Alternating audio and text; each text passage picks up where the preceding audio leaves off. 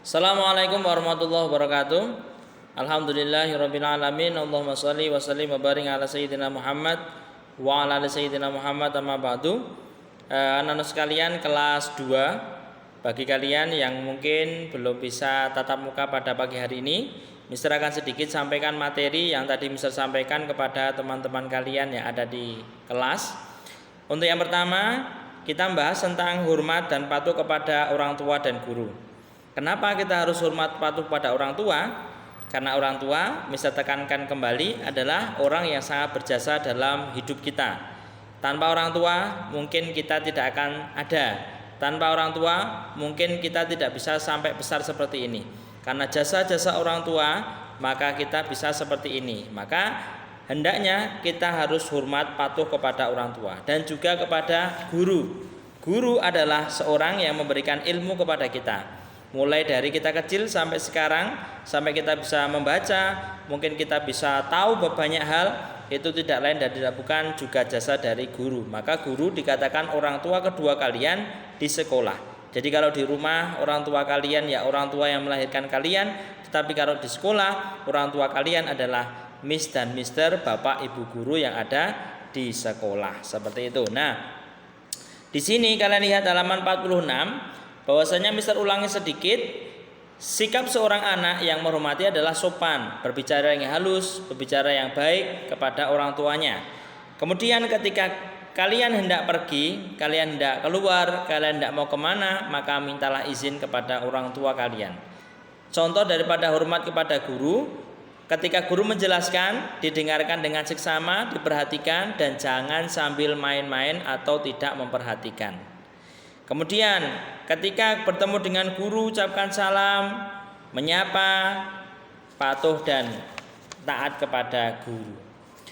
Kemudian halaman 48 kemarin sudah kita kerjakan yang adu berlatih. Kemudian kita akan bahas kerjasama. Kerjasama adalah kerja bareng-bareng, kerja bersama-sama. Yang mana Mister berikan contoh ketika kita menyapu pakai sapu lidi, maka sapu lidi itu nggak mungkin cuma satu. Tetapi sapu lidi jumlahnya banyak. Dengan keterangan itu, maka dengan banyak orang yang mengerjakan, maka pekerjaan itu akan semakin ringan. Kita bagi pekerjaannya. Contoh, piket di sekolah umpamanya, ada yang menghapus papan tulis, ada yang menyapu, ada yang membersihkan jendela. Akhirnya semua pekerjaan menjadi ringan dan selesai bersamaan. Kemudian di sini ada contoh halaman 49, ada seorang anak dan juga saudaranya bermain. Banyak mainannya, berserakan kemana-mana. Setelah selesai, kerjasamalah untuk mengumpulkan kembali mainannya dan dikemas rapi. Karena apa?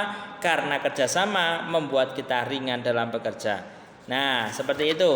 Kemudian kalian buka halaman 50. Apa saja kerjasama yang diperbolehkan?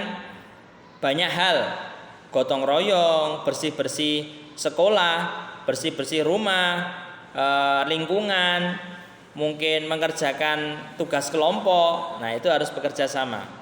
Kemudian apa saja yang tidak boleh? Seperti contoh, kalian mengerjakan ujian, kuis, tidak boleh bekerja sama.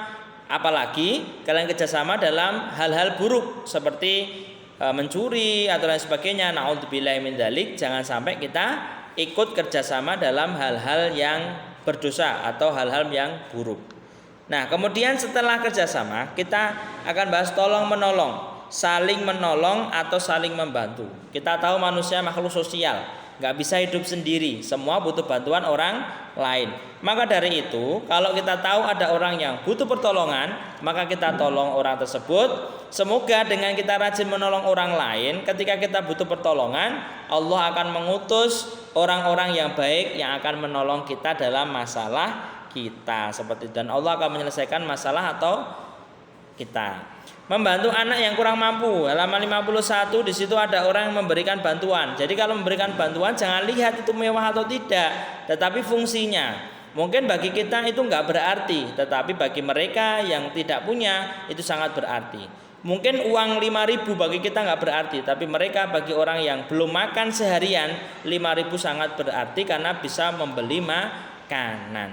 Kemudian ada contoh lagi, ada seorang anak yang membantu orang tuanya di rumah. Mungkin ibu kita di rumah mungkin ada yang kerja, ada yang tidak, mengurusi adik, ada yang masak dan sebagainya. Kita sebagai anak yang baik, kita cari mana yang bisa kita bantu dari orang tua kita agar orang tua kita bebannya juga terkurangi dan merasa senang karena kita tolong pekerjaan rumahnya. Seperti itu. Nah, ayo ceritakan ya. Boleh kalian bercerita tentang apa? Kalian di rumah bantu apa ya? Tidak perlu kirim ke Mister, cukup kalian pikir-pikirkan saja apa saja ya yang mungkin bisa saya bantu di rumah seperti itu. Nah, untuk pagi hari ini tidak ada tugas, hanya keterangan saja dan juga pembahasan tentang tadi hormat patuh kepada orang tua, kerjasama dan tolong menolong. Kurang lebihnya Mister mohon maaf. Billahi taufiq wal hidayah ihdinas siratal mustaqim wallahu muwaffiq ila aqwamit thoriq. Wassalamualaikum warahmatullahi wabarakatuh.